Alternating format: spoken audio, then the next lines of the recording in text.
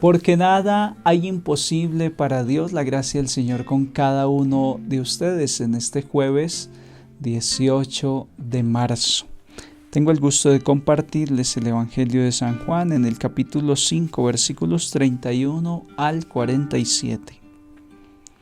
En aquel tiempo dijo Jesús a los judíos: si yo doy testimonio de mí mismo, mi testimonio no es válido.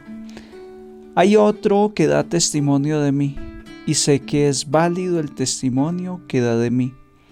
Vosotros enviasteis mensajeros a Juan, y él ha dado testimonio de la verdad.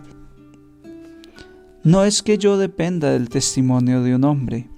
Si digo esto es para que vosotros os salvéis. Juan era la lámpara que ardía y brillaba, y vosotros quisisteis gozar un instante de su luz. Pero el testimonio que yo tengo es mayor que el de Juan. Las obras que el Padre me ha concedido realizar, esas obras que hago dan testimonio de mí, que el Padre me ha enviado, y el Padre que me envió, Él mismo ha dado testimonio de mí. Nunca habéis escuchado su voz, ni visto su semblante, y su palabra no habita en vosotros, porque al que Él envió, no le creéis. Estudiáis las Escrituras pensando encontrar en ellas vida eterna, pues ellas están dando testimonio de mí y no queréis venir a mí para tener vida. No recibo gloria de los hombres. Además, os conozco y sé que el amor de Dios no está en vosotros. Yo he venido en nombre de mi Padre y no me recibisteis. Si otro viene en nombre propio, a ese sí lo recibiréis. ¿Cómo podréis creer vosotros que aceptáis gloria unos de otros y no buscáis la gloria que viene del único Dios? No penséis que yo os voy a acusar ante el Padre. Hay uno que os acusa, Moisés, en quien tenéis vuestra esperanza. Si creyerais a Moisés, me creeríais a mí, porque de mí escribió él. Pero si no dais fe a sus escritos, ¿cómo daréis fe a mis palabras? Palabra del Señor. Gloria a ti, Señor Jesús. El Evangelio de San Juan sigue argumentando en favor del testimonio de Jesús, de la autenticidad del mensaje de Jesús.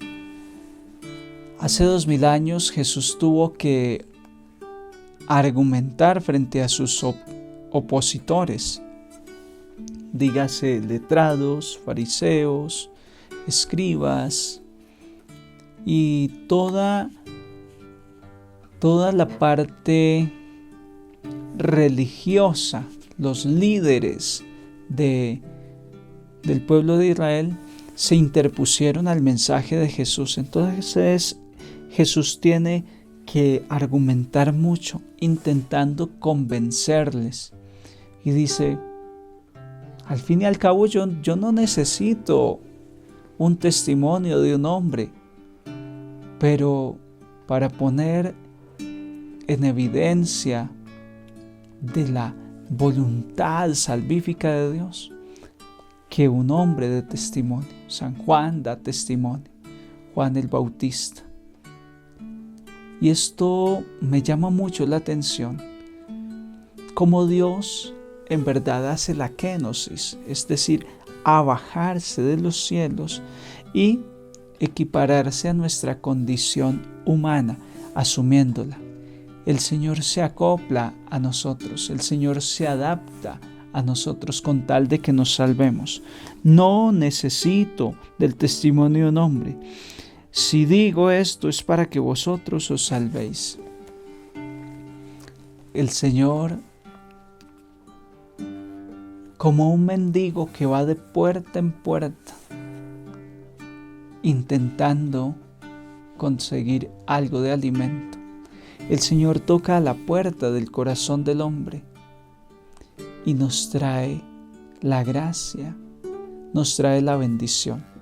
La hermana Glenda, introduciendo una de sus canciones, habla de un mendigo que iba pidiendo algo, y alguien sacó de su talega de pan unas cuantas migajas y se las da al mendigo.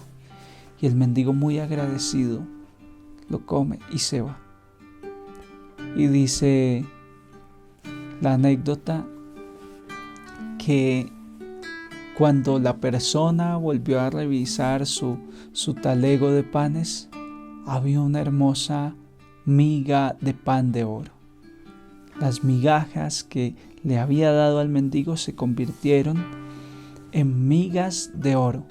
Y si le hubiese dado un trozo de pan o el pan completo, pues hubiese tenido mucho oro. Esto para indicar cómo es la mendicidad de Dios con nosotros. Dios mendiga nuestro corazón, nuestra salvación, y dice: yo digo esto, pero es para que ustedes se salven, porque yo no lo necesito. Dios no es más Dios, más grande, más poderoso, porque tú y yo lo alabemos y lo bendigamos. Dios es el mismo. La salvación es gratuita, es gratuidad, porque Dios nos ama. Al fin y al cabo, tú y yo somos quienes salimos ganando en este camino de la conversión. Tú y yo somos los grandes beneficiarios de la mendicidad de Dios. Imagina a un Jesús que está tocando a la puerta de tu corazón en esta Cuaresma, mendigando tu conversión, mendigando tu amor, mendigando tus pecados. Entrégame tus pecados y verás cómo, cuando abras el saco donde guardas tus pecados, encontrarás las virtudes y las gracias más hermosas. Eso hace Dios, eso hace el Señor. El Señor se abaja, se iguala a nosotros para asumirnos, para redimirnos. Los padres de la iglesia dicen que lo que no es asumido no es redimido, y por eso Dios asume todo lo que tiene que ver con el ser humano, menos el pecado. El pecado lo domina, el pecado es vencido por Jesús. Yo te invito para que en este día reflexiones en esa realidad. Dios no necesita hacer ningún esfuerzo hacia nosotros para Él ser más grande. Dios hace esfuerzos hacia nosotros para hacer de nosotros personas grandes, para darnos la salvación, para darnos la vida eterna. Dice el Señor Jesús que el Padre lo envió y Él mismo ha dado testimonio de Él. Nunca habéis escuchado la voz del Padre ni visto su semblante, y su palabra no habita en vosotros, porque al que el Padre envió no le creéis. Esa es la sentencia de Jesús contra el pueblo de Israel. Que no vaya a ser la sentencia contra ti y contra mí. Que después de Jesús darnos este testimonio, de enseñarnos cuánto nos ama Dios, que entrega a su único Hijo, nosotros sigamos cruzados de brazos sin aceptar el rostro misericordioso que Jesús nos trae del Padre.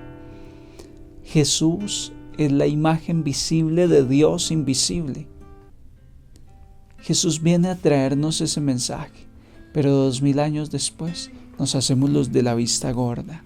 Muchas veces nos hacemos los de la oreja mocha. No escuchamos, no atendemos, no aceptamos el testimonio que el Señor Jesús nos trae de nuestro Padre Dios. ¿Y cuál es el testimonio principal? Que Dios nos ama, que Dios es misericordioso, que Dios nos quiere salvar. Pero ¿cómo cuesta? ¿Cómo nos cuesta aceptar ese testimonio de Jesús? Y dice Jesús: vosotros no aceptáis este testimonio. La palabra de Dios no habita en vosotros, porque el que envió a dar testimonio, vosotros no le creéis. Qué bueno que a partir de hoy la palabra empiece a habitar en mí con una fuerza, con una vitalidad nueva. Que la palabra de Dios empiece a arraigar en mi vida, en mi corazón, en mi quehacer diario, en mi cotidianidad. Que empiece yo a insertar la palabra de Dios en todos los ambientes de mi vida. ¿Y qué es la palabra de Dios? O mejor, ¿quién es la palabra de Dios? Jesús de Nazaret. Que mi actuar refleje a Jesús a partir de ahora. Que mi forma de hablar con los amigos refleje que estoy lleno de la palabra de Dios. Que antes de empezar a consumir el alimento, yo bendiga a Dios porque tengo la palabra de Dios en mí. Que cuando alguien me llame, yo le diga: Dios te bendiga. Estoy orando por ti, Dios te ama. Que mi hogar vea cómo se enciende en mi corazón una lámpara que ilumina toda la casa, porque eso es la palabra de Dios. Donde una persona empieza a alimentarse de la palabra de Dios y empieza a compartirla, se convierte en una lámpara que alumbra el sendero de los hijos, de la esposa, de los compañeros de trabajo, todo ambiente donde se desenvuelve. Este es el gran mensaje que Jesús nos trae. Este era el debate de Jesús con aquellos que no querían creer. Todo el Evangelio de San Juan en estos primeros capítulos, en este capítulo 5, Jesús está tratando de argumentar, de afianzar la fe en que Él es el enviado. Y si no creemos que Él es el enviado de Dios, entonces ¿qué estamos esperando? ¿Estamos esperando la salvación por parte de los Estados Unidos o de la China o de un laboratorio que cree una vacuna? Si la salvación ya nos llegó hace 2000 años, si la palabra de Dios quiere habitar en nosotros, no seamos de corazón duro, no nos endurezcamos ante esta propuesta que Jesús nos trae de salvación y de vida eterna. Queridos hermanos, la gracia del Señor con todos ustedes y les bendigo en el nombre del Padre, del Hijo y del Espíritu Santo. Un santo día para todos. Y te invito a disfrutar todos los días de una palabra de fe para vivir mejor cada día. Encuéntrame en el Facebook y el Instagram como Padre Ronald Pulido.